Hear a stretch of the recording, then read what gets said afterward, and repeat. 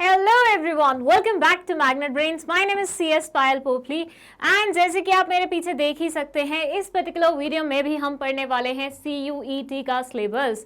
यहाँ हम पढ़ रहे हैं बिजनेस स्टडीज और उसका थर्ड चैप्टर बिजनेस एनवायरनमेंट। अगर आपने इससे पहले के जो दो वीडियोस मैंने आप लोगों के लिए बनाए हैं, nature and significance of management and principles of management, नहीं देखे हैं तो दोनों का लिंक आपको डिस्क्रिप्शन बॉक्स में मिल जाएगा, फट से जाके देख लीजिए। और अभी तक अगर आपको ये नहीं पता कि CUET क्या होता है तो भैया बहुत लेट चल रहे हैं, आप जल्दी से जाओ उस लिंक पे जो कि डिस्क्रिप्शन बॉक्स में लिखा हुआ है और वहां जाके देख लो CUET क्या है, क्योंकि ये आपको अपने ड्रीम कॉलेज तक ले जाने का एकमात्र आज की डेट का मीडियम है, यू कैन से। ठीक है, सो यस, आपको CUET के बारे में पता होना चाहिए। और बिजनेस स्टडीज, क्योंकि मैं ये पढ़ाती हूँ सब्जेक्ट, तो मैं आपको CUET की बिजनेस स्टडीज की प्रिपरेशन करा रही हूँ। इसमें और भी बहुत सारे सब्जेक्ट्स हैं, आपको जिसमें भी इंटरेस्ट हो आप वो सब्जेक्ट चूज कर सकते हैं। अभी फिलहाल हम पढ़ेंगे बिजनेस एनवायरनमेंट। ठीक है, इस पर्टिकुलर वीडियो में मैं आपको बिजनेस एनवायरनमेंट में क्या क्या पढ़ना है CUET के पर्सपेक्टिव से वो बताऊंगी, टॉपिक सारे कवर करूंगी, क्रिस्प वे में एग्जाम्पल्स दूंगी बढ़िया बढ़िया, ताकि आपको चीजें याद रहे। And at the same time CUET में किस प्रकार से क्वेश्चन पूछे जा सकते हैं, और दो चार क्वेश्चन मैं खुद से भी आपसे पूछूंगी जिसका आंसर मैं आपसे कमेंट सेक्शन में लिखने के लिए बोलूंगी। ठीक है, सो इस पूरी वीडियो को अच्छे से देखिएगा ताकि आपको ये चैप्टर बहुत अच्छे तरीके से दिमाग में बैठ जाए। शुरू करते हैं सिलेबस से कि बिजनेस एनवायरनमेंट चैप्टर में से कौन कौन से टॉपिक पूछे जाने वाले हैं CUET एग्जाम में। फर्स्ट से दे बिजनेस स्टडीज बिजनेस एनवायरनमेंट का मीनिंग और इंपॉर्टेंस आपको पता होना चाहिए।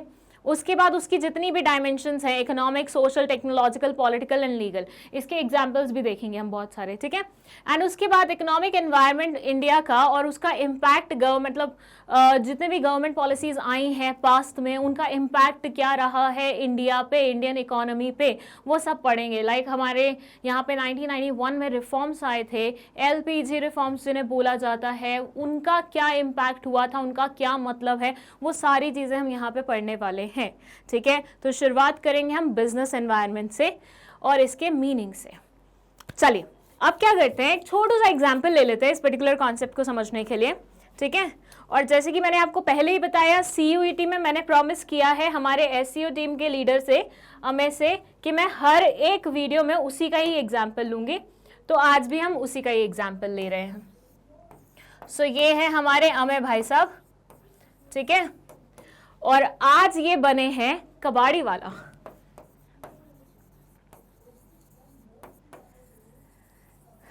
अमय है कबाड़ी वाला। कबाड़ी वाला समझते हैं, जो कि मतलब जो आपके घर का कचरा होता है वो उठा के ले जाते हैं, उसमें कुछ अगर ढंग का निकलता है तो उसे बेच के पैसे कमाते हैं, ये वो बनाया आज। ठीक है, तो इसने नया नया बिजनेस शुरू किया है कबाड़ का। फर्स्ट चैप्टर में इसने स्वीट शॉप का बिजनेस स्टार्ट किया था, बट वो चल नहीं पाया, तो अब ये इधर आ गया कबाड़ वाले बिजनेस पे, क्योंकि इसने कहीं पे सुन लिया था कि कबाड़ वाले बिजनेस में बहुत मुनाफा है।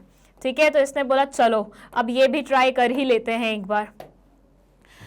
कबाड़ी वाला बिजनेस खोला इसने। ठीक है, मतलब इसकी बिजनेस ऑर्गेनाइजेशन खुल चुकी है। ठीक है, अच्छा मैं आपको एक और चीज़ बता दूं, अगर आपको लग रहा है ना ये बहुत छोटा बिजनेस है, there is a friend of mine जिसका husband is into this business और पता नहीं कितने सालों से, और वो क्या तो करोड़पति है। करोड़पति भी मतलब छोड़ो, बिलियनियर, मिलियनियर, पता नहीं क्या क्या होगा वो। बहुत पैसा है, बहुत मुनाफा है। अगर आप इसको लार्ज स्केल पे करते हैं ना और अच्छे से करते हैं, वेस्ट डिस्पोजल वाली जो मशीनरी आते हैं वो सब भी लगवा लेते हैं, तो इस पर्टिकुलर बिजनेस में बहुत मुनाफा है। और अक्सर हमारी सोसाइटी में बोला भी जाता है कि कबाड़ी वाले यूजुअली बहुत प्रॉस्परस रहते हैं लाइफ में। सो यस, अमय जी ने ऐसा ही सपना देखा है कुछ। बट हुआ क्या, ये जिन जिन लोकेलिटी से कचरा उठाया करते थे वहाँ पे कुछ कुछ हरकतें हो रही हैं।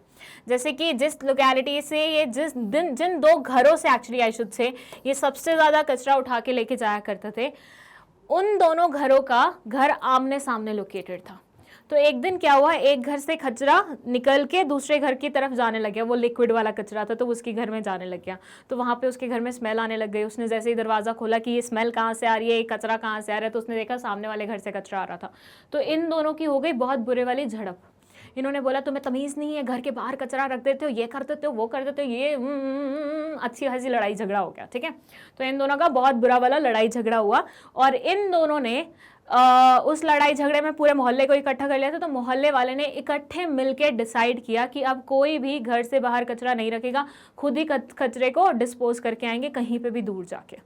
ठीक है, आमिर जी को कचरा कहाँ मिलता था? इन दोनों के घर के बाहर मिलता था सबसे ज़्यादा, जिससे उनको मुनाफा हुआ करता था उस पर्टिकुलर लोकेलिटी में। बट अब वो कचरा इनके हाथ से चला गया। ठीक है। दूसरा क्या हुआ कि हमारी गवर्नमेंट ने स्वच्छ भारत अभियान ले आए। हमारी गवर्नमेंट क्या करी? स्वच्छ भारत अभियान ले आई, जिसमें उन्होंने बोला कि हम पूरी दुनिया का कचरा वो कर देंगे, ख़त्म कर देंगे। पूरी दुनिया नहीं, इंडिया का कचरा सारा वो कर देंगे। आजकल तो इसकी बहुत ज़्यादा वो चल रही है, मतलब हमारी सोसाइटी में पर्सनली स्पीकिंग हर अगली जगह, मतलब जो गार्डन है उसमें बोर्ड्स लग गए हैं, स्वच्छ भारत अभियान, स्वच्छ भारत अभियान। इसके फॉर्म्स फिल हो रहे हैं, इसमें बताया जा रहा है, मतलब उनसे पूछा जा रहा है, गूगल फॉर्म्स बना दिए गए हैं, लोगों से पूछा जा रहा है कि वाकई में कचरा अच्छे से डिस्पोज हो रहा है कि नहीं हो रहा है। सारी फॉर्मेलिटी स्टार्ट हो गई है। तो गवर्नमेंट ने इतने मेजर इनिशिएटिव्स लिए। तो अगेन सारा कचरा गवर्नमेंट वाली जो म्यूनिसिपैलिटीज़ वगैरह गाड़ियाँ होती थी वो उठा के ले जाती थी। अगेन आमिर जी के लिए कुछ नहीं बचता था। एक ये दिक्कत हो गई। उसके बाद ये हुआ कि आमिर जी का इन्होंने सोल प्रोप्राइटरशिप खोली थी, उसका कुछ पंगा हो गया। अब यहाँ पे देखो, बेचारे एक इंसान ने अपना अच्छा खासा बिजनेस खोला है, लेकिन हर एक परिस्थिति उसके बिजनेस के अगेंस्ट जाने वाली है, जा रही है। ऐसे सिनेरियो में आप बताइए, आमिर जी का क्या इन सब चीज़ों पे कंट्रोल है? फर्स्ट क्वेश्चन, क्या आमिर जी का इन सब चीज़ों पे कंट्रोल है? दो लोगों ने लड़ाई की, उन वाली सोसाइटी ने डिसाइड किया कि कचरा बाहर नहीं रखा जाएगा, गवर्नमेंट ने इनिशिएटिव ले आए और गवर्नमेंट ने सारा कचरा खुद ही डिस्पोज करना स्टार्ट कर दिया। क्या इन सब चीज़ों पे आमिर का या आमिर की ऑर्गेनाइजेशन का कंट्रोल है? आंसर है no, no control is there. लेकिन दूसरा क्वेश्चन ये है, क्या इन सब चीज़ों का आमिर के बिजनेस पे फ़र्क पड़ रहा है? आंसर है यस, बिल्कुल पड़ रहा है। सो हुआ क्या कि यहाँ पे जो भी चीज़ें चल रही हैं आमिर के बिजनेस के अराउंड, उन सब का आमिर के बिजनेस पे इन्फ्लुएंस ज़रूर हो रहा है, लेकिन at the same time Aamir का उन सब चीज़ों पे कंट्रोल नहीं है। यही तो है आमिर के बिजनेस का बिजनेस एनवायरनमेंट। बिजनेस एनवायरनमेंट का मतलब क्या होता है? आपका बिजनेस जिस जगह पर लोकेटेड होता है, जिस एनवायरनमेंट में लोकेटेड होता है, उसमें बहुत सारे फैक्टर्स होते हैं जो आपके बिजनेस को इम्पैक्ट डालते हैं, आपके बिजनेस पे इम्पैक्ट डालते हैं, आपके बिजनेस को इन्फ्लुएंस करते हैं, लेकिन एट द सेम टाइम आपका उनके ऊपर कोई भी कंट्रोल नहीं होता। लाइक आपका पड़ोसी जो आपके बगल में रह रहा है, वो कुछ भी करता है, उससे आपके ऊपर इम्पैक्ट ज़रूर पड़ेगा, लेकिन क्या आपका आपके पड़ोसी पे कंट्रोल है?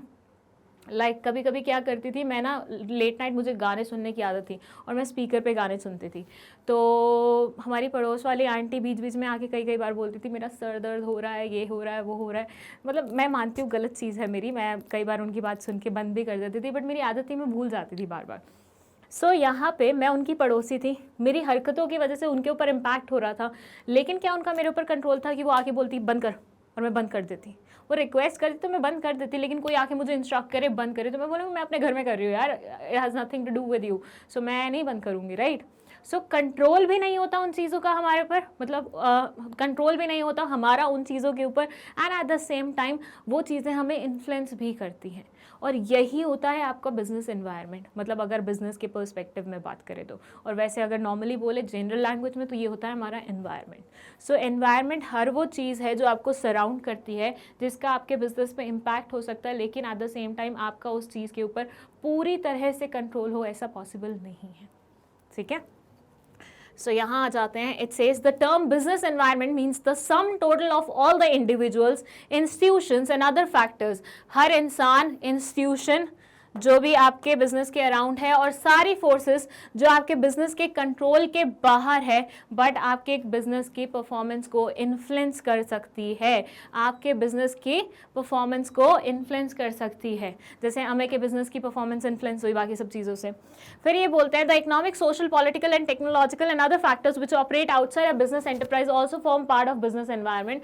सारे इकोनॉमिक, सोशल, पॉलिटिकल, टेक्नोलॉजिकल, जैसे मैंने यहाँ पे आपको एग्जाम्पल दिया था, ये था आपका गवर्नमेंट वाला, ठीक है, ये था आपका लीगल वाला, ये था आपका सोशल वाला। तो हर एक टाइप के एस्पेक्ट से आपको फर्क पड़ता है, चाहे वो इकोनॉमिक हो, सोशल हो, पॉलिटिकल हो, टेक्नोलॉजिकल हो। Organisation must be aware of external forces. भैया देखो, सबसे पहले तो ये ज़रूरी है कि ऑर्गेनाइजेशन को पता होना चाहिए कि भैया कुछ ऐसे फैक्टर्स हैं जो मुझे इन्फ्लुएंस कर सकते हैं, जिनका मेरे ऊपर पूरा इन्फ्लुएंशियल पार्ट चलेगा, लेकिन मेरा उनके ऊपर कंट्रोल नहीं है। तो आपको पहले तो अपने एनवायरनमेंट के बारे में बहुत अच्छे तरीके से पता होना चाहिए। So they say organization must be aware of the external forces and institution and must be dynamic to adapt itself to the changing external environment। और खुद को बाहर की एनवायरनमेंट के अकॉर्डिंग उसे अडेप्ट करना आना चाहिए, डायनामिक बनना चाहिए। देखिए, अगर मैं बहुत ज़्यादा रिजिड बन जाऊंगी, बहुत ज़्यादा ऐसे बन जाऊंगी कि नहीं, मुझे तो बाकी सारी चीज़ों से कोई फ़र्क नहीं पड़ता, मुझे तो अपने पेस पे चलना है, मुझे तो अपने अकॉर्डिंग चलना है। अगर अमें ये सोचता तो क्या होता, 2 महीने में उसका वो बिज़नेस भी ठप हो जाता कि नहीं होता। तो इसलिए आपको ना सिर्फ उन सब चीज़ों के बारे में पता होना चाहिए, अवेयर होना चाहिए, बल्कि आपको अडेप्ट करना भी आना चाहिए। अगर हमें को समझ में आ रहा है कि गवर्नमेंट ऐसी पॉलिसी ले आई है, ये चीज़ ऐसे हो गई है, तो उसको और नए तरीके ढूंढने चाहिए कहाँ से वो बिजनेस ला सकता है अपने लिए। या तो वो गवर्नमेंट से टेंडर लेना स्टार्ट कर दे, गवर्नमेंट के बिहाफ पे वो खुद कचरा इकट्ठा करना शुरू कर दे, बहुत सारी चीज़ें हो सकती है। गवर्नमेंट को पीपीपी वाला वो दे, ऑफर दे, पीपीपी ऑफर समझते हैं ना, प्राइवेट पब्लिक पार्टनरशिप वाला ऑफर, क्योंकि आजकल तो ज़्यादातर प्रोजेक्ट्स पीपीपी मॉडल पे चल रहे। तो मतलब अगर ये नई चीज़ों के बारे में नहीं सोचेगा, ये उन सब चीज़ों से निकल के कुछ अलग करने के बारे में नहीं सोचेगा, तो इसका बिजनेस क्या हो जाएगा, ठप पड़ जाएगा, पुराना हो जाएगा। The organisation must set goals and formulate plans and procedures based on the changing external business environment.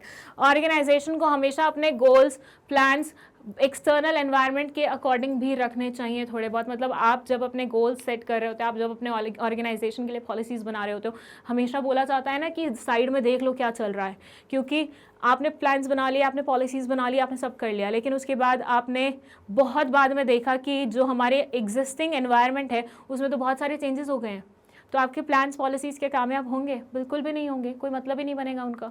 सो इसलिए जब भी आप प्लान्स वगैरह, गोल्स वगैरह सेट कर रहे हो, तो आपको हमेशा देख लेना चाहिए कि आप अपने एनवायरनमेंट के अकॉर्डिंग उन सब चीज़ों को देख रहे हो। अब आ जाते हैं हम फीचर्स ऑफ बिजनेस एनवायरनमेंट पे। बहुत सारे फीचर्स हैं, totality of external forces, specific and general forces, inter relatedness, dynamic, uncertainty, complexity, relativity. अब एक एक करके सारे पॉइंट्स को समझेंगे, starting with totality of external forces. Business environment is the sum total of all the forces and factors external to a business firm. अगर ये business firm है तो इसके बाहर जितने भी एक्सटर्नल फोर्सेस हैं वो सारे के सारे कहीं ना कहीं आपके बिजनेस को इम्पैक्ट करते हैं, इन्फ्लुएंस करते हैं। तो आपकी एक्सटर्नल एनवायरनमेंट या आपकी बिजनेस एनवायरनमेंट इन सारे फैक्टर्स को मिला के बनती है, टोटलिटी में बनती है। सबको मिला के जो बनता है वो आपका होता है बिजनेस एनवायरनमेंट। फिर है स्पेसिफिक एंड जनरल फोर्सेस। देखिए ये क्या बोलते हैं, ये बोलते हैं कि कुछ फोर्सेस तो ऐसी होती हैं जो स्पेसिफिकली तुम्हें इम्पैक्ट डालेंगी, तुम्हारे ऊपर इम्पैक्ट डालेंगी। ठीक है, जैसे मान लीजिए अमे का बिजनेस था, तो स्पेसिफिकली अमे के बिजनेस पे इम्पैक्ट जो डालेंगी वो कहलाई जाएंगी स्पेसिफिक फोर्सेस। जैसे मान लीजिए यहाँ पे वापस आती हूँ मैं, अमे जिस लोकेलिटी से उठाता था कचरा वहाँ पे ये कांड हुआ, तो इसने क्या अमे जैसे और कबाड़ी वालों को इन्फ्लुएंस किया? इस पर्टिकुलर लड़ाई झगड़े ने क्या और अमे जैसे कबाड़ी वाले जो थे उनको इम्पैक्ट किया? आंसर है नहीं। इसने सिर्फ अमे को इम्पैक्ट किया क्योंकि ये स्पेसिफिकली अमे से कनेक्टेड था, अमे के बिजनेस से कनेक्टेड था। ये हो जाती है स्पेसिफिक फोर्स। लेकिन गवर्नमेंट जब पॉलिसी लाई, तो गवर्नमेंट की पॉलिसी जब आई तो हर कबाड़ी वाले पे फर्क पड़ेगा उस चीज से। हर कबाड़ी वाले का बिजनेस कहीं ना कहीं इन्फ्लुएंस करेगा because of the governments initiative, right. तो उस मतलब इस पर्टिकुलर फोर्स ने हर बिजनेस फर्म को इन्फ्लुएंस किया, तो ये होगा जनरल फोर्स। तो कुछ ऐसी स्पेसिफिक फोर्सेस होती हैं जो सिर्फ और सिर्फ आपके बिजनेस को इम्पैक्ट डालती हैं, लेकिन कुछ ऐसी जनरल फोर्सेस होती हैं जो आप जैसे हर बिजनेस के ऊपर कोई ना कोई इम्पैक्ट डालेगी। ठीक है, तो जनरल फोर्सेस मतलब जो सबको इम्पैक्ट, मतलब सबके ऊपर इन्फ्लुएंस रखे, लेकिन स्पेसिफिक फोर्सेस जो सिर्फ और सिर्फ आपके बिजनेस को इन्फ्लुएंस करे। आपके बिजनेस को इन्फ्लुएंस कर सकते हैं आपके कस्टमर्स, आपके सप्लायर्स, आपके रॉ मटेरियल जो भी प्रोवाइडर्स होते हैं वो सब। और गवर्नमेंट अगर कुछ ला रही है, लीगली कुछ चेंजेस हो रहे हैं, तो ये सारे स्पेसिफिक जनरल में आ जाएंगे। ठीक है, So what they say, business environment includes both specific and general forces. Specific forces include investors, competitors, customers, etc., who influence business firms directly, while general forces include social, political, economic, legal and technological conditions which affect a business firm indirectly. मतलब directly और indirectly भी impact डालती हैं ये सारी चीज़ें, ठीक है। उसके बाद है इंटर रिलेटेडनेस। ये बोलते हैं कि एक ऐसा नहीं है कि एक फैक्टर सिर्फ एक ही तरफ से इन्फ्लुएंस करेगा, एक फैक्टर दूसरे को इन्फ्लुएंस कर सकता है, दूसरा फैक्टर तीसरे को इन्फ्लुएंस कर सकता है। लाइक इसमें सबसे बढ़िया एग्जांपल मैं हमेशा कोविड का लेती हूँ, क्योंकि कोविड के बाद बहुत सारी चीज़ें हमारे लाइफ में चेंज हुई हैं, ठीक है। अब कोविड आया, एक चेंज तो यही आ गया। अब इसकी वजह से लोगों की ईटिंग हैबिट्स चेंज हो गई, एक ये चेंज आया सोसाइटी में। अब ईटिंग हैबिट्स चेंज हुई, लोगों ने ऑलिव ऑयल यूज करना स्टार्ट कर दिया इंस्टेड ऑफ नॉर्मल ऑयल, लोगों ने ऑर्गेनिक फूड आइटम्स ट्राई करना शुरू कर दिए, लोगों ने हेल्दी फूड खाना शुरू कर दिया, लोगों ने जिम ज्वाइन कर लिए, लोगों को फिजिकल एक्सरसाइज की इंपॉर्टेंस समझ में आ गई। तो एक चेंज की वजह से दूसरा चेंज आया, दूसरी चेंज की वजह से तीसरा, तीसरे चौथा, चौथे से पांचवा। तो ये एक फैक्टर ना कभी कभी एक से ज़्यादा इन्फ्लुएंस, एक से ज़्यादा फैक्टर्स पे इन्फ्लुएंस रख देता है। इसको बोलते हैं inter relatedness. They say different elements और parts of business environment are closely interrelated. For example, increase awareness for health care has raise the demand for healthy oil free food and healthy lifestyle. जब से लोगों को अपनी health का care start हुआ है, मतलब जब से लोगों ने अपनी हेल्थ को लेके थोड़ा कॉन्शियस होना स्टार्ट कर दिया, तब से उन्होंने अपनी ईटिंग हैबिट्स को चेंज कर लिया है, और ईटिंग हैबिट्स को चेंज करके वो और हेल्दी आइटम्स पे जंप कर रहे हैं। सो दैट्स इंटर रिलेटेडनेस, एक फैक्टर का दूसरे फैक्टर के ऊपर इन्फ्लुएंस होना। Dynamic, business environment keeps on changing. ये तो मैं स्टार्टिंग से बोल रही हूँ कि हम जिस एनवायरनमेंट में रहते हैं वो बार बार बदलता रहता है। ये तो शायद आप बचपन से फेस भी कर रहे होंगे, जो बचपन में आपकी सिचुएशन होगी आज नहीं होगी, जो बचपन में आपको चीज़ें दिखती होंगी आज नहीं दिखती होंगी। लाइक बचपन में आई यूज़ टू ईट, एक वो आते थे बच्चों वाले, वो वेफर्स भी नहीं बोल सकते उसको, बचपन नाम हुआ करता था उसको, और मैं स्कूल में हर रोज़ लेके जाती थी 2 पैकेट। मतलब सुबह मेरा ये रहता था कि मुझे उस शॉप से पहले वो 2 पैकेट्स खरीदने, अपने बैग में डालने हैं, और लंच से पहले आई यूज़ टू ईट, लाइक थोड़ा थोड़ा ब्रेक में जैसे होता है ना वो चीज़। पर आज की डेट में वो मिलता ही नहीं है। चेंज आया ना। बचपन में बहुत सारी ऐसी चीज़ें हुआ करती थी, गुरु चेला, चटमोला और पता नहीं क्या क्या, मतलब मेरे तो मुंह में पानी आ रहा है सब कुछ याद करके। बट आज की डेट में मिलते ही नहीं है, स्पेशली भोपाल में तो मुझे कहीं नहीं मिलते। मुझे ग्रीन कलर के वो खाने पसंद थे, मुझे नाम नहीं याद आ रहा, पर वो आजकल मिलता ही नहीं है, दूसरे कलर्स में आते हैं। तो क्या हो रहा है, ये चेंजेस हो रहे हैं ना, तो आपको कहीं ना कहीं अडाप्ट करते रहना पड़ेगा। आपका एनवायरनमेंट हमेशा बदलता रहेगा। जो चीज़ें आपको पहले मिलती थी शायद हो सकता है आज ना मिले, आज जो मिल रही हैं हो सकता है कल नहीं मिले। So you have to be ready for everything, ठीक है। जैसे बचपन में कुछ दोस्त हुआ करते थे, जवानी में नहीं है, जवानी में कुछ दोस्त हुआ करते थे, बुढ़ापे में नहीं होंगे। तो ये भी तो चेंजेस ही है ना, आप अपने आप को अडाप्ट करते हो ना उसके लिए। बस सेम चीज़ है कि बिजनेस को भी वैसे ही अडाप्ट करवाना है आपको। अनसर्टेनिटी, ये बोलते हैं कि भैया जितने भी चीज़ें हैं ना ये बहुत ज़्यादा अनसर्टेन है, you can't predict it.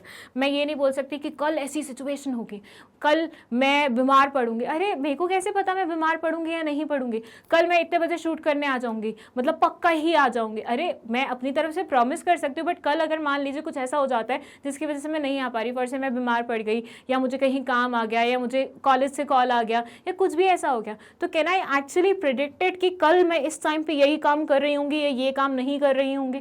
Obviously नहीं। तो वैसे ही ये सारे फैक्टर्स भी बहुत ज़्यादा अनसर्टेन होते हैं, आप इनकी गारंटी नहीं ले सकते कि मुझे लग रहा है ऐसा होगा तो ऐसा ही होगा। You can not do that, ठीक है। फिर है complexity. Business environment is complex phenomena which is easier to understand in parts but it is difficult to understand in totality.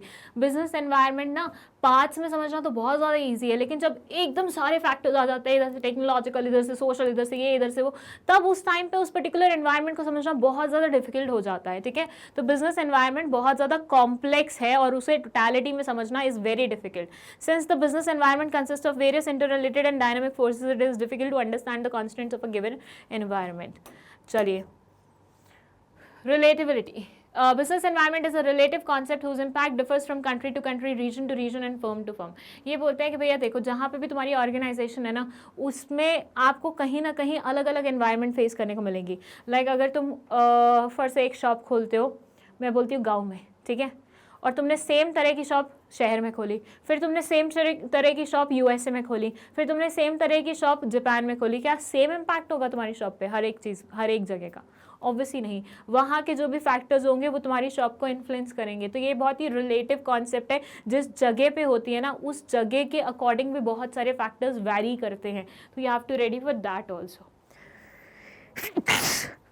Excuse me. इसके बाद आते हैं इंपॉर्टेंस ऑफ बिजनेस एनवायरनमेंट, कि भैया हमने ये तो पढ़ लिया कि बिजनेस एनवायरनमेंट क्या होता है, इसके फीचर्स क्या होते हैं, लेकिन इसकी ज़रूरत क्या है, क्यों पढ़े? मतलब ऑलरेडी हमारे पास पढ़ने के लिए इतना सारा चीज़ें हैं यार, मतलब मैनेजमेंट के इतने सारे फंक्शंस हैं और भी बहुत सारी चीज़ें, हम बिजनेस एनवायरनमेंट के बारे में क्यों पढ़े? पहले तो ये बताओ हमें। तो ये देख लेते हैं इंपॉर्टेंस। फर्स्ट इंपॉर्टेंस है identify opportunities to get the first mover advantage. Second है it helps the firm to identify threats and early warning signals. फिर है it helps in tapping useful resources. It helps in coping with the rapid changes. It helps in assisting in planning and policy formulation. It helps in improving performance. एक एक करके सारे meaning समझते हैं। First ये बोलते हैं कि अगर आपको बिजनेस एनवायरनमेंट की अच्छे से समझ है, ठीक है, मतलब आपको पता है आपके बिजनेस के अराउंड क्या चल रहा है, कैसे चीज़ें बदल रही हैं, उस सिनेरियो में आपको अपॉर्चुनिटीज़ और थ्रेट्स पहले से ही समझ में आ जाएंगी जो आपकी तरफ आ रही होंगी। और अगर अपॉर्चुनिटीज़ आ रही हैं आप फट से ग्रैब करोगे, फ़ायदा उठाओगे और प्रॉफिट कमा लोगे। अगर थ्रेट्स आ रही हैं आप अपने आप को पहले से प्रिपेयर करना स्टार्ट कर दोगे, तो जो रिस्क वो थ्रेट्स लेके आई हुई हैं अपने साथ उनसे आप बच जाओगे। सो अगर आप अपने बिजनेस एनवायरनमेंट की अच्छे से समझ रखें, जैसे मान लीजिए कोविड-1 आया था, ठीक है, कोविड-1 आ गया, लेकिन कोविड-2 का किसी को अंदाज़ा नहीं था आएगा नहीं आएगा। जिन लोगों ने पहले से अंदाज़ा लगा लिया था कि कोविड-2 आएगा ही आएगा, उन्होंने प्रिपरेशन करना स्टार्ट कर दिया, उन्होंने अपनी फैक्ट्रीज में सैनिटाइजर्स की मात्रा डबल करवा दी, उन्होंने इंजेक्शन की मात्रा डबल करा दी, ब्ला ब्ला सब बहुत कुछ हुआ। और जैसे ही कोविड-2 आया भर भर के उन लोगों ने प्रॉफिट कमाया। सो यही है कि आपको अच्छे से स्कैनिंग करने पे अपने बिजनेस एनवायरनमेंट की पता चल जाता है, आपकी अपॉर्चुनिटीज़ और थ्रेट्स के बारे में, और उससे आपको कहीं ना कहीं फर्स्ट मूवर एडवांटेज भी मिल जाता है। मतलब आपके कॉम्पिटिटर से पहले उस चीज़ को ग्रैब करने के लिए आप तैयार हो जाते हो, उस चीज़ का फ़ायदा उठाने के लिए आप तैयार हो जाते हो, ठीक है। So environment provides various opportunities for business success. Understanding it helps an organization in identifying advantages opportunities and exploiting benefit prior to competitors, ठीक है। पता नहीं कितनी कर दी मैंने।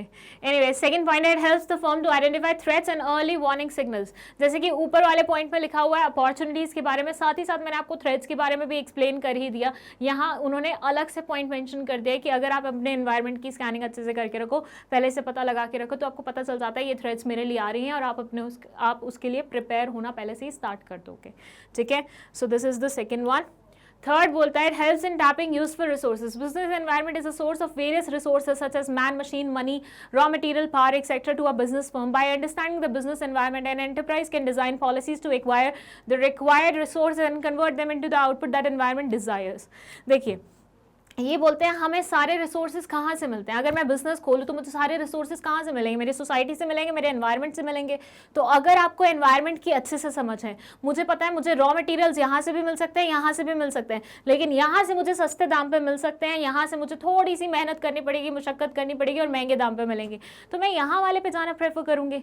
तो आपको अगर अपने बिजनेस एनवायरनमेंट की अच्छे से समझ होगी तो आप रिसोर्सेज को ईजिली टैप कर पाएंगे, और जहाँ से आपको फिजिबल तरीके से रिसोर्सेज मिल पाएंगे आप वहां से लेंगे। मान लीजिए मैंने बिजनेस एनवायरनमेंट की अच्छे से वो ही नहीं की होती, मुझे बस यही पता होता कि यहाँ से ही मिलते हैं रिसोर्सेज, और यहाँ से मुश्किल तरीके से मिलता है, बट स्टिल मैं वहीं से ला रही होती विदाउट इवन थिंकिंग कि भैया यहाँ से भी मुझे मिल सकते हैं, राइट। तो इसलिए बिजनेस एनवायरनमेंट को पहले स्टडी करना बहुत ज़्यादा ज़रूरी होता है। इवन अगर कोई इंसान बिजनेस खोलने के बारे में सोचता भी है ना, तो उससे सबसे पहले यही बोला जाता है कि जा मार्केट में देख क्या चल रहा है, क्या कैसे है, लोगों को किस चीज़ की ज़रूरत है, और तुझे रिसोर्सेज कहाँ से मिल सकते हैं। तो ये कुछ बेसिक चीज़ें होती हैं जिनको पहले ही आपको स्टडी करना पड़ता है, बिजनेस खोलने से पहले भी, एंड मतलब लगातार करते ही रहना पड़ता है अगर तुम्हें बिजनेस अच्छे लेवल पे लेके जाना है तो।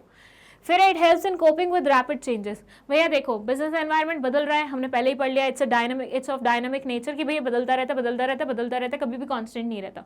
तो अगर बिजनेस एनवायरनमेंट बदल रहा है और तुम उसके साथ पेस मिलाते हुए चल रहे हो, तो तुम अपने बिजनेस को भी तो बदलते रहोगे ना। तो बिजनेस एनवायरनमेंट बदल रहा है, तुम अपने बिजनेस को उसके अकॉर्डिंग बदल रहे हो, तो अल्टीमेटली क्या होगा, तुम्हारे लिए बेनिफिशियल हो जाएगा ये चीज़। जैसे अगर इसका एग्जाम्पल दूँ, तो सोनी का एग्जाम्पल लिखा हुआ था, एक बुक पढ़ रही थी मैं, उसमें एंटरप्रेन्योरशिप के बारे में था। तो सोनी का एग्जाम्पल था कि सोनी वाले जो पहले वो बनाते थे मोबाइल फ़ोन्स, अब आहिस्ता आहिस्ता क्या हुआ, उन्होंने ना मार्केट पे या ट्रेंड पे ना नज़र रखना छोड़ दिया, तो उनके मोबाइल फ़ोन से एकदम आउटडेट होते गए इस वे में कि अब उनका नाम भी नहीं लिया जाता।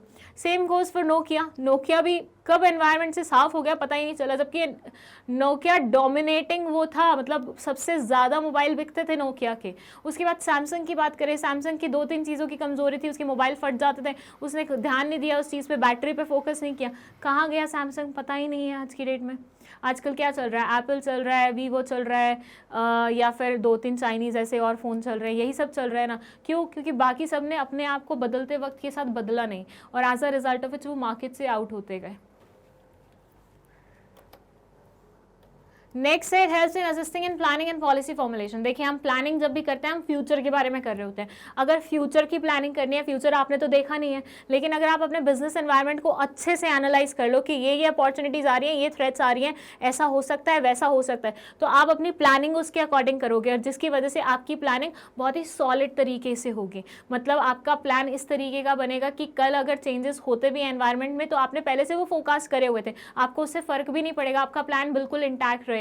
लेकिन अगर आपने बिजनेस एनवायरनमेंट को स्टडी किए बिना ही अपना प्लान बनाना तैयार शुरू कर दिया और प्लान बना भी लिया, देन इन दैट सिनेरियो क्या होगा, आफ्टर अ व्हाइल तुम्हें रियलाइज होगा तुम्हारा प्लान तो किसी भी काम का नहीं है भाई। फिर it helps in improving performance. भैया देखो, जब आप बिजनेस एनवायरनमेंट पे नज़र रखते हैं, सब कुछ बिजनेस एनवायरनमेंट के अकॉर्डिंग करते हैं, अपने बिजनेस को भी उसी के अकॉर्डिंग चलाते हैं, तो कहीं ना कहीं कल आपको एडवांटेज नहीं मिलेगा इस चीज़ का। कहीं ना कहीं तुम्हें ये रियलाइज़ नहीं होगा कि यार हम तो बिल्कुल फास्ट पेस पे चल रहे हैं, कॉम्पिटिटर से आगे चल रहे हैं, हमें पता है कल क्या होने वाला है, हमारी प्लानिंग बहुत सॉलिड जा रही है, हर एक चीज़ बहुत अच्छी है, हमने टैप बहुत अच्छे से कर लिया रिसोर्सेज। तो अल्टीमेटली ये बिजनेस के लिए इन एवरी वे क्या होगा, बेनिफिशियल होगा, और बिजनेस इससे क्या करेगा, ग्रो करेगा, अच्छे से परफॉर्म कर पाएगा। सो ये हो गए हमारे क्या इंपॉर्टेंस ऑफ बिजनेस एनवायरनमेंट। और अब हम शुरू करने वाले हैं इस चैप्टर का सबसे important part, that is dimensions of business environment.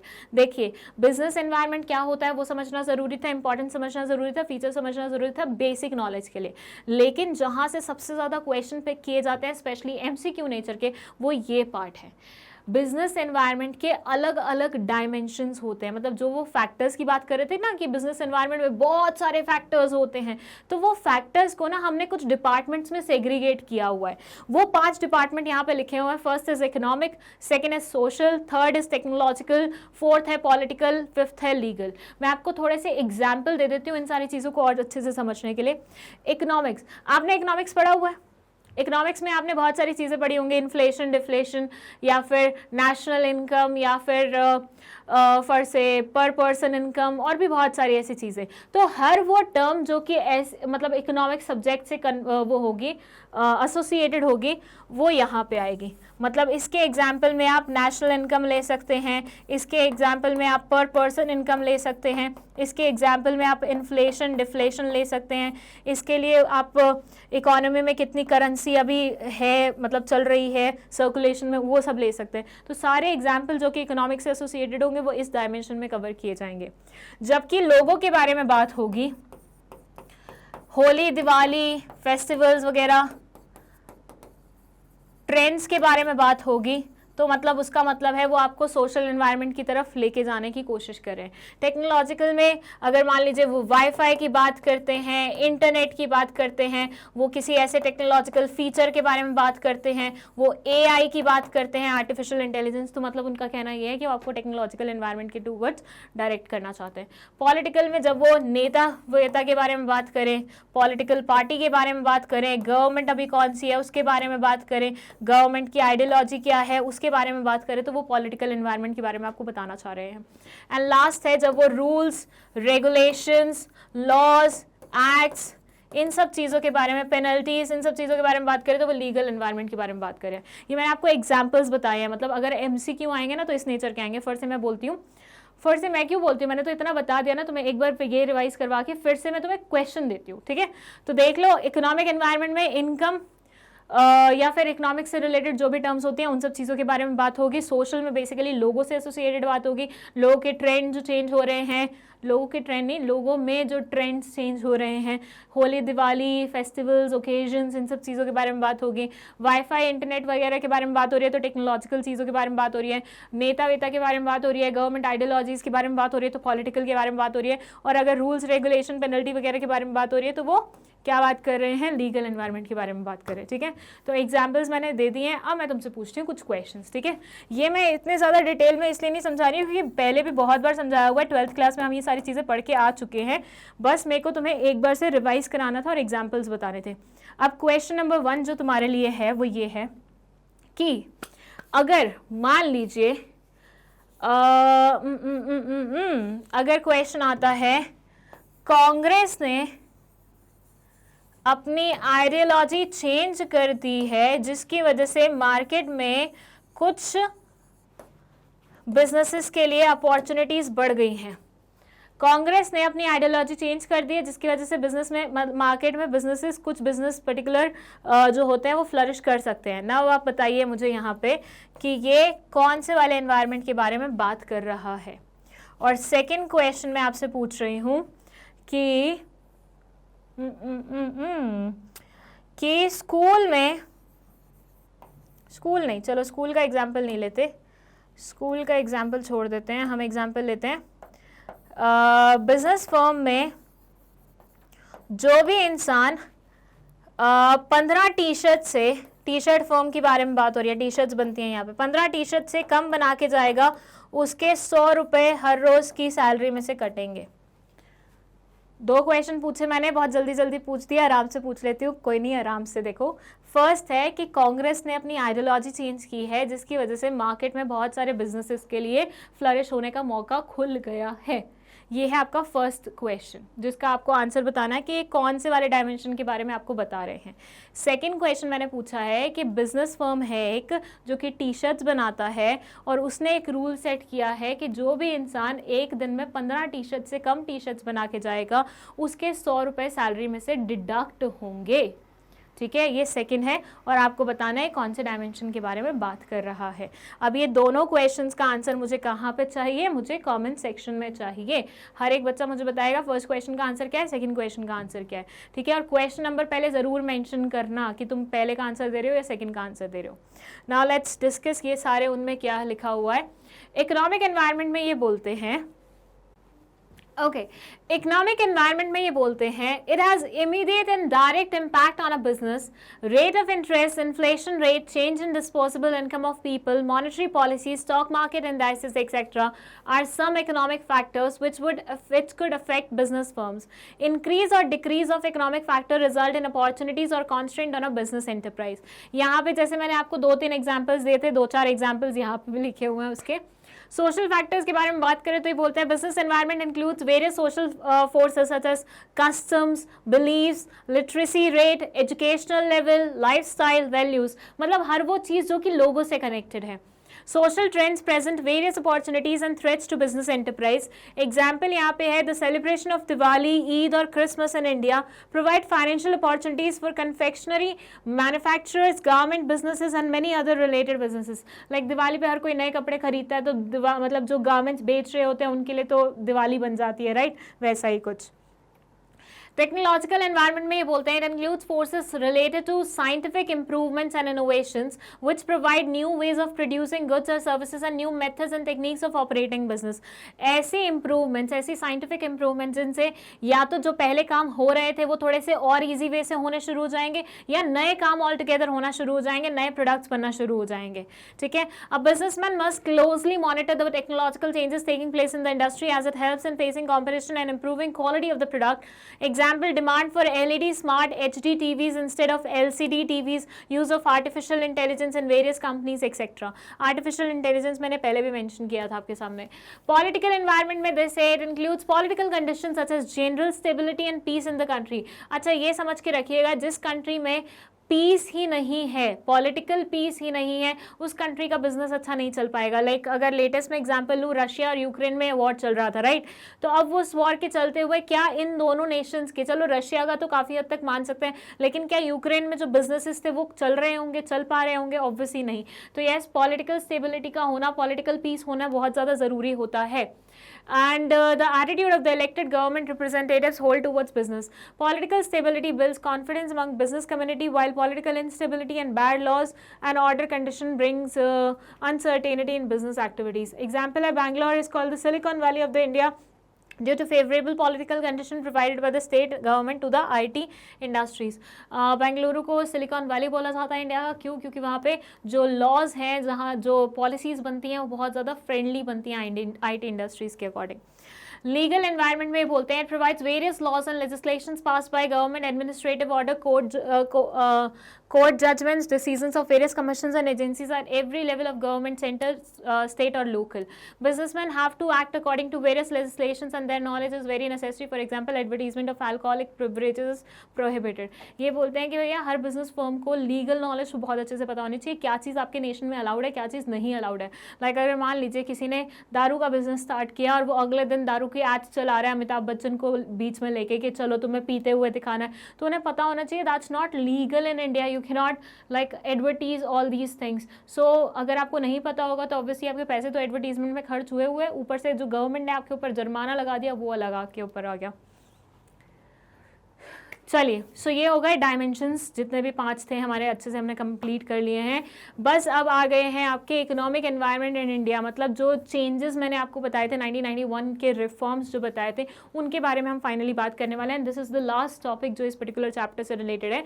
ये बोलते हैं, as per the economic planning the government give lead role to the public sector for infrastructure industries, whereas the private sector was broadly given the responsibility of developing consumer goods industry. एक time था जब India में हमें लगता था कि सब कुछ हमें पब्लिक सेक्टर से करवाना चाहिए, क्योंकि वो गवर्नमेंट के कंट्रोल के अंदर है तो वो अच्छे से मैनेज कर पाएगा, तो ओवरऑल कंट्री बहुत अच्छे से मैनेज रहेगी।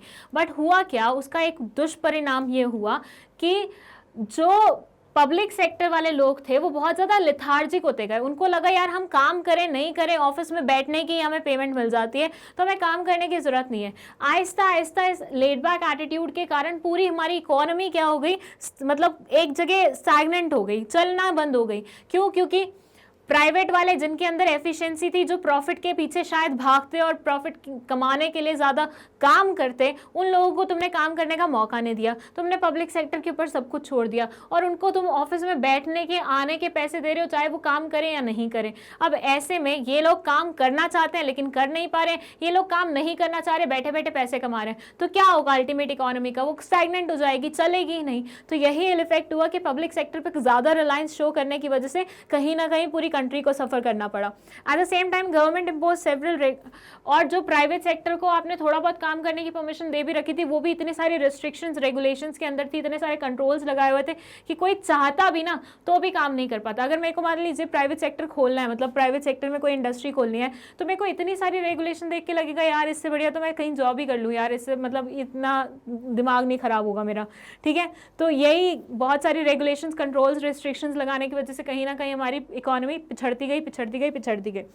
In 1991, the economy faced a serious foreign exchange crisis, high government deficit and a rising trend of prices despite bumper crops. Bumper crops होने के कारण भी prices इतने high पहुंच गए थे, हमारे foreign exchange का crisis हो गया था और government deficit भी बहुत ज़्यादा हो गया था। ये सारी situation जो मैंने अभी आपको explain की ना, उसका नतीजा था, मतलब उसकी वजह से हुआ था ये सारी चीज़ें। तो 1991 में जब हमने देखा कि भैया ये सब हो गया, उसके बाद हमें यूँ लगा कि अब तो कुछ करना ज़रूरी है, मतलब अब अगर नहीं देखा तो पूरी कंट्री डूब जाएगी, ठीक है। जैसे हाल ही में हमने देखा श्रीलंका की कैसी बुरी वाली हालत हो गई, राइट। तो वैसे ही इंडिया की भी बहुत बुरी हालत हो जाएगी अगर इंडिया को अभी नहीं संभाला गया। तो हालत बुरी हो चुकी थी लेकिन और ज़्यादा हो सकती थी।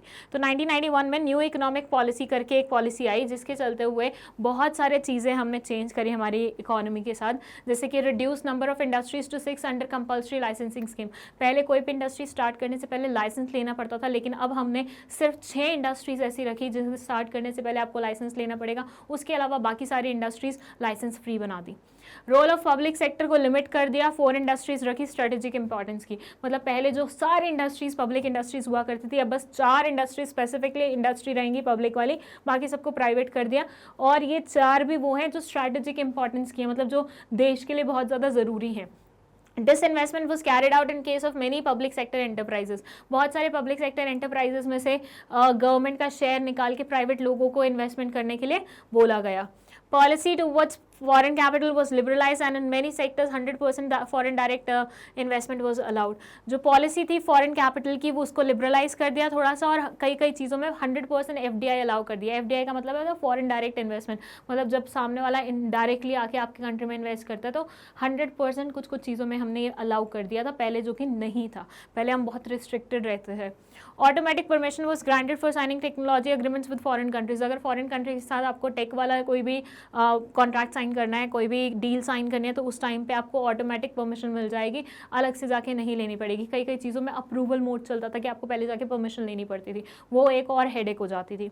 फॉरेन इन्वेस्टमेंट प्रमोशन बोर्ड, ये नया बोर्ड बनाया गया था जिससे हम फॉरेन इन्वेस्टमेंट को क्या करना चाहते थे, प्रमोट करना चाहते थे, चैनलाइज करना चाहते थे, मतलब हम चाहते थे हमारी कंट्री में ज़्यादा से ज़्यादा फॉरेन एक्सचेंज आए। सो उसके लिए हमने एक बोर्ड बना दिया जिसका मेन काम ही यही था कि उसे प्रमोट करनी थी ये सारी चीज़ें। ठीक है, चलिए 3 जो मेन स्ट्रैटेजीज थी उनके बारे में अगर बात करें न्यू इकोनॉमिक पॉलिसी की, मतलब जो जो चेंजेस मैंने अभी आपको बताया वो तो थे ही थे, वो तो आपको याद रखने ही हैं। बहुत सारे बच्चे उन्हें छोड़ देते हैं और सिर्फ ये 3 याद रखते हैं, ऐसा नहीं है, वो भी बहुत ज़्यादा इंपॉर्टेंट है, उनको भी पढ़ना है आपको। लेकिन उसके साथ साथ लिबरलाइजेशन, प्राइवेटाइजेशन, ग्लोबलाइजेशन, ये भी बहुत ज़्यादा ज़रूरी है। जैसे कि मैंने आपको पहले बताया कि कोई भी इंडस्ट्री, कोई भी इंसान सोचता था कि मुझे ये इंडस्ट्री खोलनी है तो उसे बहुत सारे लाइसेंस लेने पड़ते थे। ठीक है, तो ये लाइसेंस लेने की रिक्वायरमेंट को क्या कर दिया, खत्म कर दिया, लिबरलाइज बना दिया, फ्री कर दिया कि लाइसेंस राज आज से नहीं चलेगा, आपको किसी भी चीज़ को लिए लाइसेंस लेने की आवश्यकता है। बस ये 6 इंडस्ट्रीज हैं जो कि मेन इंडस्ट्रीज है, इसके लिए अगर आपको ये स्टार्ट करनी है तो लाइसेंस लेने की आवश्यकता है, अदरवाइज नहीं। प्राइवेटाइजेशन में हमने प्राइवेट इंडिविजुअल्स को बोला आइए आप इंडस्ट्रीज खोलिए, कोई दिक्कत नहीं है। पहले के ज़माने में जैसे गवर्नमेंट इंडस्ट्रीज खोलती थी ना बस, या पब्लिक सेक्टर एंटरप्राइजेज ही रहते थे, अब आप भी अपनी इंडस्ट्रीज खोल सकते हैं। तो प्राइवेटाइजेशन आई, बहुत सारे सेक्टर्स में हमने प्राइवेट लोगों को इन्वाइट करना शुरू किया। ग्लोबलाइजेशन में हमने जो हमारी क्लोज्ड इकोनॉमी थी, मतलब क्लोज तो नहीं थी वैसे, लेकिन टू एन एक्सटेंट क्लोज ही मान सकते हैं, हम किसी से ज़्यादा लेना देना नहीं करते थे। अब हमने इसे खोल दिया, हमने बोला चलो अब हम सारे नेशंस के साथ ट्रेड करेंगे, सारे नेशंस के साथ फॉरेन एक्सचेंज वाला हमारा सिलसिला चलेगा। तो अब हम अपने पूरी कंट्री को खोल रहे हैं, हमारे दरवाजे खोल रहे हैं, जिसको आना है, जिसको यहाँ से सामान लेके जाना है, जो करना है करो। तो इससे हम पूरे वर्ल्ड को एक इंटीग्रेटेड या फिर एक स्मॉल विलेज बनाना चाह रहे थे बेसिकली। ठीक है, तो लिबरलाइजेशन में जो लाइसेंस वाली कंडीशंस थी वो हट गई, थोड़ा सा लिबरलाइज हो गया, फ्रीडम आ गई। प्राइवेटाइजेशन में प्राइवेट बॉडीज को आने का मौका मिल गया, और ग्लोबलाइजेशन में हमने वर्ल्ड इकोनॉमी के साथ अपने आप को इंटीग्रेट करना स्टार्ट कर दिया। ठीक है, liberalization में they say the economic reforms that were introduced aimed at liberalizing the Indian business and industry from all unnecessary controls and restrictions. It relaxed the rules and regulation which restricted the growth of the private sector and also allowed the private sector to take part in the economic activities that were exclusively reserved for the government sector. Liberalization of Indian industry has taken place with respect to abolishing licensing requirement in most of the industries except a short list. Short list को छोड़ के बाकी सब में आपने licence वाली requirement को abolish कर दिया। Freedom in deciding the scale of business enterprise, पहले आपको स्केल भी गवर्नमेंट से पूछ के वो करना पड़ता था। सोचो मेरे पास बहुत सारे पैसे हैं, मैं बहुत बड़ी इंडस्ट्री स्टार्ट करना चाहती हूँ, लेकिन गवर्नमेंट ने मुझे सिर्फ छोटी इंडस्ट्री स्टार्ट करने की परमिशन दी है। अब मुझे उस छोटी को बड़ी बनाना है तो मुझे अलग से परमिशन लेनी पड़ेगी, और गवर्नमेंट के ऑफिस के चक्कर मारना तो आपको पता ही है कितना बड़ा मतलब सरदर्दी हो जाती है। और पहले के ज़माने में तो बहुत ज़्यादा हुआ करता था, रेड टेपिज्म भी बहुत होता था, तो बहुत सारे फैक्टर्स मिलके बहुत ज़्यादा मुश्किल बना देते थे। लेकिन इन्होंने बोला आप स्केल भी आप खुद से डिसाइड कर सकते हो। Removal of restriction on the movement of goods and services, goods and services की मूवमेंट में भी रिस्ट्रिक्शंस जो थे वो हटा दिए गए। Freedom in fixing the prices of the goods and services, अगर आपको गुड्स एंड सर्विसेज के प्राइस फिक्स करने हैं तो वो भी आप खुद से फिक्स कर सकते हो। अब हम मतलब गवर्नमेंट नहीं रेगुलेट करेगी, पहले गवर्नमेंट रेगुलेट करती थी कौन सी चीज़ का प्राइस कितना होना चाहिए, कौन सी चीज़ का प्राइस कितना होना चाहिए। रिडक्शन इन टैक्स रेट्स में मतलब रिडक्शन कर दिया। Lifting of unnecessary controls over the economy से फालतू के जो कंट्रोल्स थे उनको लिफ्ट कर दिया। Simplifying procedure for imports and exports और एक्सपोर्ट्स की जो प्रोसीजर्स थे उन्हें बहुत ज़्यादा सिंप्लीफाई कर दिया, मतलब ईजी बना दिया ताकि इम्पोर्ट्स और एक्सपोर्ट्स ईजिली हो पाए। Making it easier to attract foreign capital and technology to India. और ऐसी सुख सुविधाएं जो हम बाहर से मंगवा सकते हैं उनको मंगवाने के लिए हमने इंडिया के दरवाजे थोड़े से खोल दिए, थोड़ा सा ईजी बना दिया वो भी। Privatization, where they say the new set of economic reforms aimed at giving greater role to the private sector in the nation building process and the reduced role of the public sector, the government adopted the policy of disinvestment and transfer of ownership. Ownership public sector से transfer होने लगी private individuals पे, जिनके पास पैसे हैं जाओ shares खरीदो और मालिक बन जाओ kind of. To achieve privatization in India, the government redefined the role of public sector in the new industrial policy of 1991, adopted the policy of planned disinvestment of the public sector and decided to refer the loss making and sick enterprises to the board of industrial and financial reconstruction. इन्होंने जो भी सिक industries थी उनको इस board के पास भेजना शुरू कर दिया कि भैया देखो ये सिक इंडस्ट्रीज हैं, मतलब ये थोड़ी बीमार इंडस्ट्रीज हैं, देख लो इनकी हालत कैसी है, अगर इनको ठीक किया जा सकता है तो हम उसमें एफर्ट्स लगाएंगे, लेकिन अगर ये बिल्कुल ठीक होने वाली नहीं है तो इनको बंद करके खाली मतलब साइड करो, क्योंकि फालतू में एक हेडेक सर पे लेके चलने का कोई मतलब नहीं बनता। ठीक है, disinvestment means transfer of ownership of a public sector enterprise to a private sector, ये आपको पता ही होगा। और डायल्यूशन कर दिया था गवर्नमेंट ऑनरशिप का, मतलब जिन इंडस्ट्रीज में पूरा इकलौता 100% गवर्नमेंट ऑन कर रही थी उसमें से गवर्नमेंट का रोल निकाल के प्राइवेट सेक्टर को आने का मौका मिला और गवर्नमेंट के रोल को, गवर्नमेंट की ऑनरशिप को डाइल्यूट करना शुरू कर दिया, उनके रोल को खत्म करना शुरू कर दिया उन इंडस्ट्रीज में। Globalization, where they say integration of various economies of the world leading towards emergence of the cohesive global economy. In simple words, globalization means interaction and interdependence of a country with the economies of the other countries to facilitate free flow of goods and services, capital and technology across borders. Till 1991, the government of India had followed a policy of strictly regulating imports in value and volume terms. These regulations were in respect to licensing of imports, tariff restrictions, quantitative restrictions. ये बोलते हैं पहले हम बहुत ज़्यादा ना सतर्क रहते थे इन सब चीज़ों को लेके, हमें यूँ लगता था बाहर से ज़्यादा सामान नहीं मंगवाना, हमारा सामान बाहर जा रहा है तो ठीक है फिर भी, क्योंकि फॉरेन एक्सचेंज उससे हम अर्न कर पा रहे हैं, लेकिन बाहर से सामान आएगा तो फॉरेन एक्सचेंज हमारे हाथ से भी जाएगा, तो वो चीज़ हमें नहीं चाहिए। बहुत सारी रिस्ट्रिक्शंस लगाई हुई थी, इस कंट्री से लेंगे इससे नहीं लेंगे, टैरिफ लगा दिए थे, मतलब बहुत सारी एक्स्ट्रा जो मतलब बाहर से सामान आ रहा है तो बहुत सारी टैरिफ्स लगा दिए, जिससे सामान क्या होगा, महंगा होगा। 100 रुपये का सामान आ रहा होगा, 100 रुपये टैरिफ लगा तो 200 रुपये का सामान बन जाएगा, इंडिया में कोई खरीदेगा नहीं तो वो इंसान डिस्करेज होकर चला जाएगा।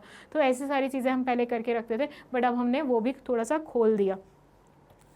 A truly global economy implies a boundary-less world where there is, ये बोलते हैं एक ट्रू जो ग्लोबल इकोनॉमी होती है उसका मतलब क्या होता है, उसका मतलब होता है बाउंड्री-लेस या बॉर्डर-लेस, मतलब चीज़ें जहाँ पे एक नेशन से दूसरे नेशन में अगर गुड्स ट्रांसफ़र करवाने हैं तो हमें ये ना फील आए कि दरवाजे बंद मिल सकते हैं, हमें वो दरवाजे हट जाने चाहिए, बाउंड्रीज खुल जानी चाहिए। जैसे इंडिया के विद इन ही किसी गुड को हम ट्रांसफ़र करते हैं, फॉर से यहाँ से मैं अपने घर तक कोई गुड्स लेके जाती हूँ तो कितना ईजी लगता है ना हमें, क्योंकि कोई बाउंड्री नहीं है। वैसे ही एक नेशन से हमें गुड्स दूसरे नेशन तक ले जाने में भी ऐसे ही फील आना चाहिए। Free flow of goods and services across nation, free flow of capital across nation, free flow of information technology, free flow of free movement of people across borders, a common acceptable mechanism for the settlement of disputes, a global governance perspective। ये बोलते हैं जब दो countries के लोग लड़ेंगे, एक country के लोग लड़ते हैं तो वो उसी कंट्री के कोर्ट में चले जाते हैं, लेकिन जब दो कंट्री के लोग लड़ रहे होंगे तो वो कौन से कोर्ट में जाएंगे। तो इसके लिए आपको ग्लोबली ऐसे कुछ एक्सेप्टेबल मैकेनिज्म भी बनाने पड़ेंगे जिनकी बात दोनों सुने और वो सबके कॉन्फ्लिक्ट्स का निवारण करे, सबके कॉन्फ्लिक्ट्स को हटाए, डिस्प्यूट्स को ख़त्म करे। ओके अब आता है demonetisation, but this wasn't covered in your syllabus, so I am leaving this part. ठीक है, वैसे डीमोनेटाइजेशन आपको पता है ना क्या हुआ था हमारी कंट्री में। एक दिन ऐसा आया था जब गवर्नमेंट ने बोला कि अब से 500,000 के नोट्स नहीं चलेंगे। ठीक है, मैं आपको ऊपर से बता देती हूँ, 500,000 के नोट्स नहीं चलेंगे, उनको लीगल टेंडर मनी से हटा दिया था। That was demonetisation. ये क्यों किया गया था? ये जो हमारे साथ पैरेलल इकोनॉमी हमारी चल रही होती है, ब्लैक मनी जिसको हम बोलते हैं, उसको कर्व करने के लिए करा गया था। ठीक है, तो इस पार्ट को क्योंकि कवर नहीं किया हुआ CUET के उसमें, सो मैं स्किप कर रही हूँ, बट आपको पता होना चाहिए कि अगर मान लीजिए कभी इनडायरेक्ट वे में कोई क्वेश्चन आता है तो यू शुड नो इट। ठीक है, चलिए दैट्स इट, ये वाला पार्ट भी नहीं है इंपॉर्टेंट। दैट्स इट, आपका बिजनेस एनवायरनमेंट चैप्टर कंप्लीट होता है सीयूईटी के पर्सपेक्टिव से। मैंने 2 क्वेश्चन पूछे हैं इसमें, जिसका आंसर मुझे कमेंट सेक्शन में चाहिए। अब मैं पूरा सिलेबस की एक बार वीडियो बनाने के बाद सारे चैप्टर्स के एमसीक्यूज लेके आऊँगी, बहुत सारे एमसीक्यूज सीयूईटी के पर्सपेक्टिव से, तो उन सबको सॉल्व करना बिल्कुल मत भूलिएगा। एंड उसका लिंक आपको डिस्क्रिप्शन बॉक्स की प्लेलिस्ट में मिल जाएगा, तो वहाँ से देख लीजिए। Excuse me. चलिए, अगर कोई भी डाउट है तो आप कमेंट सेक्शन में लिख सकते हैं। अगर आपको नोट्स चाहिए तो उसके लिए आप उस लिंक पे जा सकते हैं जो कि डिस्क्रिप्शन बॉक्स में लिखा हुआ है। And at the same time आपको अगर कोई वीडियो नहीं मिलती है तो आप उसे वेबसाइट के थ्रू magnetbrains.com पे भी सर्च कर सकते हैं। अब तक आपको पता होगा कि वेबसाइट बहुत अच्छे से फंक्शन करने लग गई है, वहाँ पर आपको ईजिली सारी वीडियोज़ मिल जाती है, तो आराम से देखिए, कोई दिक्कत नहीं है। And all the very best, thank you so much for watching this video.